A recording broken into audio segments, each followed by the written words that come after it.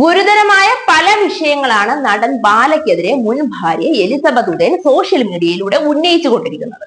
ബാലയിൽ നിന്നും വലിയ തോതിൽ മാനസികവും ശാരീരികവുമായ പീഡനങ്ങൾ നേരിടേണ്ടി വന്നിട്ടുണ്ട്. തന്റെ ജീവൻ അപകടത്തിലാണ്. തനിക്ക് എന്തെങ്കിലും സംഭവിച്ചാൽ സാമൂഹിക മാധ്യമങ്ങളിൽ താൻ പങ്കുവെക്കുന്ന വീഡിയോകൾ തനിക്ക് പറയാനുള്ള അവസാന മൊഴികളായി സ്വീകരിക്കണമെന്നുമാണ് കഴിഞ്ഞ ദിവസം പങ്കുവച്ച വീഡിയോയിൽ എലിസബത്ത് പറഞ്ഞിരിക്കുന്നത്. ചെകുത്താൻ എന്ന യൂട്യൂബർ അജു അലക്സിനെതിരെ ബാല തോക്ക് ചൂണ്ടി ഭീഷണിപ്പെടുത്തിയ വിഷയവുമായി ബന്ധപ്പെട്ടും ചില വെളിപ്പെടുത്തലുകൾ എലിസബത്ത് ഉദയൻ നടത്തുന്നുണ്ട്. അന്ന് അജുവിന്റെ പരാതിയിൽ തോക്കുമായി അജുവിന്റെ ഫ്ളാറ്റിലേക്ക് പോയി എന്ന് പറയുന്നത് തെറ്റായ കാര്യമാണെന്നാണ് ബാല അന്ന് പറഞ്ഞിരുന്നത്.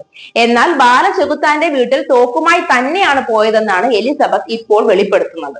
ഒരാളുടെ വീട്ടിൽ തോക്കെടുത്ത് പോയി ഭീഷണിപ്പെടുത്തിയിട്ടും കേസില്ലാത്ത സ്ഥലമാണിത്. അതിൽ ഞാൻ പ്രതിയാണെന്നോ സാക്ഷിയാണെന്നോ പറയാം. കാരണം ആ വണ്ടിയിൽ ഞാനുണ്ടായിരുന്നു. ഐസ്ക്രീം കഴിക്കാൻ പോയ എന്നെ കേസിൽ പ്രതിയാക്കാൻ ശ്രമിച്ചത് ശരിയായില്ല. ഭാര്യയുടെ ധർമ്മം നീ ചെയ്യുന്നുണ്ടോ എന്ന് ചോദിച്ച് എന്നെയും ആ സംഭവം നടന്ന ഫ്ളാറ്റിലേക്ക് കയറ്റാൻ പോയതാ. പക്ഷെ ഞാൻ കയറിയില്ല എന്നായിരുന്നു എലിസബത്തിന്റെ വെളിപ്പെടുത്തൽ.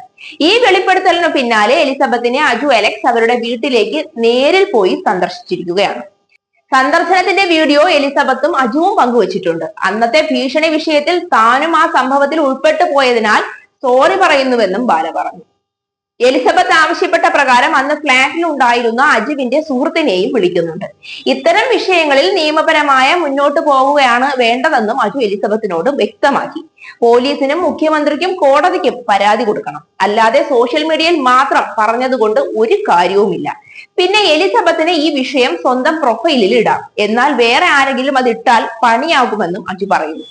എലിസബത്തിനെ കണ്ട് ഇറങ്ങിയതിനു ശേഷമുള്ള വീഡിയോയാണ് അജു അലക്സ് പങ്കുവച്ചിരിക്കുന്നത്.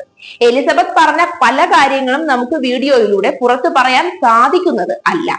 വളരെ സീരിയസ് ആയിട്ടുള്ള പ്രശ്നങ്ങളാണ്. കേസ് കൊടുക്കാൻ ശ്രമിക്കണമെന്നാണ് ഞാൻ അവരോട് പറഞ്ഞത്. അവർ അതിന് പറ്റുന്ന ഒരു അവസ്ഥയിലല്ല. വളരെ പേടിച്ചിട്ട് ഇരിക്കുകയാണെന്നും അദ്ദേഹം പറയുന്നു. എലിസബത്ത് മുഖ്യമന്ത്രിക്ക് പരാതി കൊടുക്കേണ്ടി വരും. ഹണി റോസിനൊക്കെ കിട്ടിയത് പോലത്തെ പരിഗണന അല്ലെങ്കിൽ അതിനേക്കാളും വലിയ നിയമസഹായം ഇവർക്ക് ലഭിക്കണം. ഹണി റോസ് വിഷയം പോലെയൊന്നുമല്ല ഇത്, അതിനേക്കാളും കൂടിയ പരിപാടിയാണ്. ഈ പറയുന്നത് പോലെ ഒന്നും അല്ല. അത്രയും ക്രൂരനായ വ്യക്തിയാണ് ബാല. ഇങ്ങനെ പുറത്തിറങ്ങി നടക്കാനുള്ള അർഹത പോലും അവനില്ല. അറസ്റ്റ് ചെയ്ത് ജയിലിൽ കൊണ്ടുപോയി ഇടണം. ഹണി റോസ് വിഷയത്തിൽ പോലീസിന് ഇടപെടാൻ സാധിച്ചത് പരാതി കൊടുത്തത് കൊണ്ടാണ്. ഈ വിഷയത്തിലും പരാതി കൊടുക്കുകയാണ് വേണ്ടത്. പരാതി കൊടുത്താൽ പെട്ടെന്ന് തന്നെ തീരുമാനമാകും. അത്രയും വലിയ പ്രശ്നമാണ് ഇത്. അത് വീഡിയോയിലൂടെയൊന്നും പറയാൻ സാധിക്കില്ല. പോലീസിന് പരാതി പറയുന്നതിനൊക്കെ എലിസബത്തിന് നല്ല പേടിയുണ്ടെന്നാണ് തോന്നുന്നതെന്നും ചെകുത്താൻ പറയുന്നു.